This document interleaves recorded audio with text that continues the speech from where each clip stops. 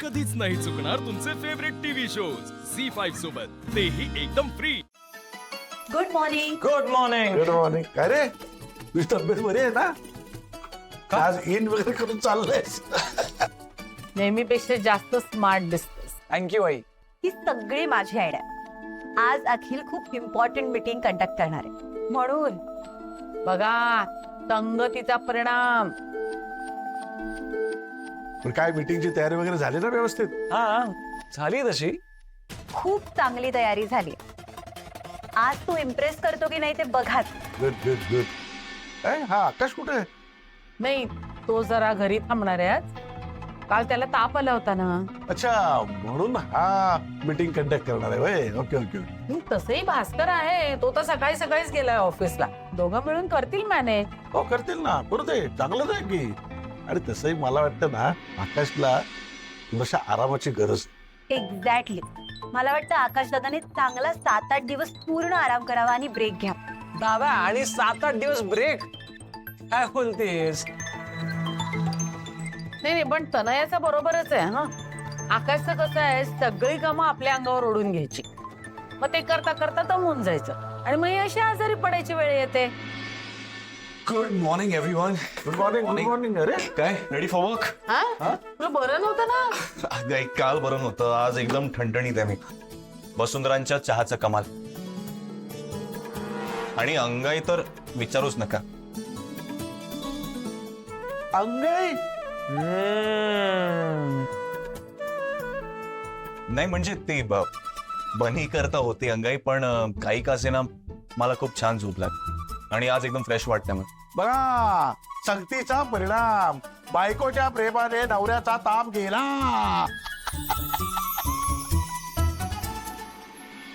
मी सुद्धा त्याची दृष्ट काढली होती, हे विसरू नका। आईची माया। पण दादा जेन्युइनली मला वाटतं तू आजचा दिवस तरी आराम करावा, खरंच। तन्या आरामाची वेळ नाही, खूप कामं पेंडिंग आहेत। इनफॅक्ट आज एक महत्वाची मीटिंग पण आहे। काय रे? हो ना, मी तर जोरदार तयारी केली। दादा एक काम करूया ना, मी तुला पॉइंटर्स मेल करतो, मीटिंग तू लीड कर।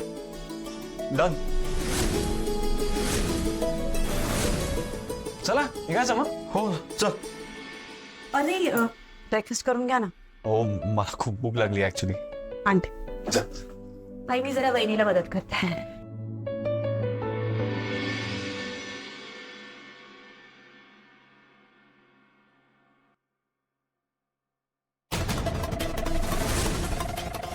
जाम आनंद झाला असेल ना तुला? अखिलला चमकायचा एक चान्स मिळाला होता आणि तोही गेला तुझ्या नवऱ्यामुळे। माझा हात सोड।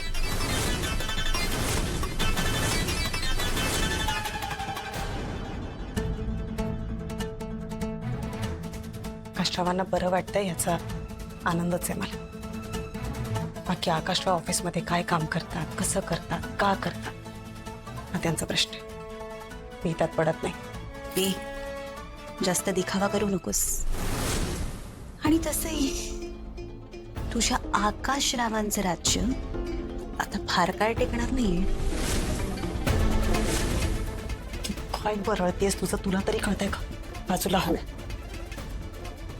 अगं धाव, आता बोलतोच आहे तर एक प्रश्न विचारायचा आहे मला तुला। त्या दिवशी तू लकीच्या हातून अंगठी काढून घेतलेलीस ना?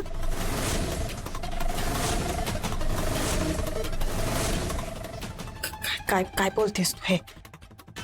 प्लीज, हे बघितलंय ना सगळं। आणि तीच अंगठी तुझ्या आई बाबांनी आकाश दादाला गिफ्ट म्हणून दिली। कसं काय? मला एक प्रश्न पडलाय, तू लकीची अंगठी घेतलीसच का? काय संबंध आहे तुमचा? आय नो तुझ्याकडे त्याच्या विरुद्ध पुरावे आहेत, म्हणूनच गेलाय ना तो। काय बोलतेस हे मला कळत नाही आणि माझ्याकडे कसलाही पुरावा वगैरे काही नाहीये। Fine fine fine. अगं तुला नसेल सांगायचं तर नको सांगू। तुला काय वाटतं मला काही कळणार नाही? मी आणि माझी मम्मा सगळं शोधून काढ। आणि फायनली जेव्हा आमच्या हातात पावर येईल ना तेव्हा बघू तुझ्याकडे.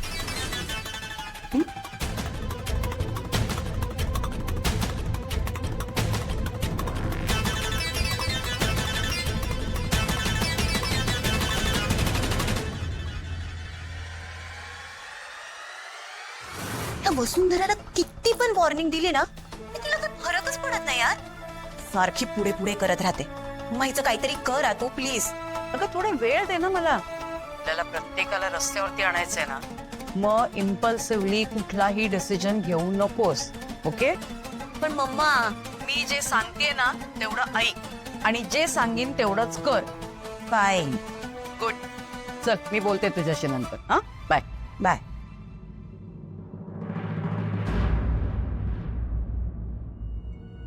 मला एक कळत नाहीये मम्मा, त्या ठाकूर फॅमिलीमध्ये तुला काय एवढा इंटरेस्ट? का तू कारण नसताना त्या फॅमिली? कारण नसताना नाही, या मागे खूप मोठं कारण आहे. खरं तर आतापर्यंत मी ही गोष्ट कधीच कुणाला सांगितली नाही, पण आज सांगते. खूप श्रीमंत घराण्यातलं स्थळ आलं होतं मला. तो मुलगा माझ्यावरती प्रेम करायचा. माझं जर का तिथे लग्न ठरलं असतं ना तर पैशात लोळले असते मी.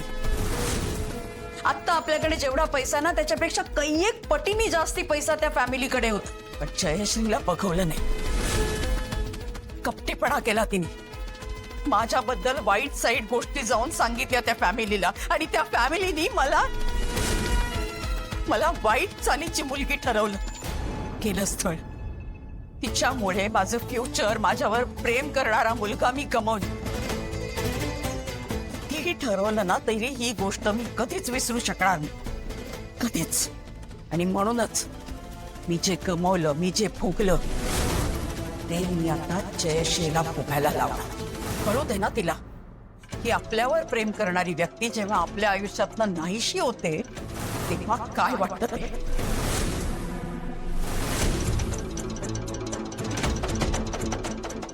तू जयश्री मावशीच्या आयुष्यातून कोणाला तरी नाहीसं करणारस?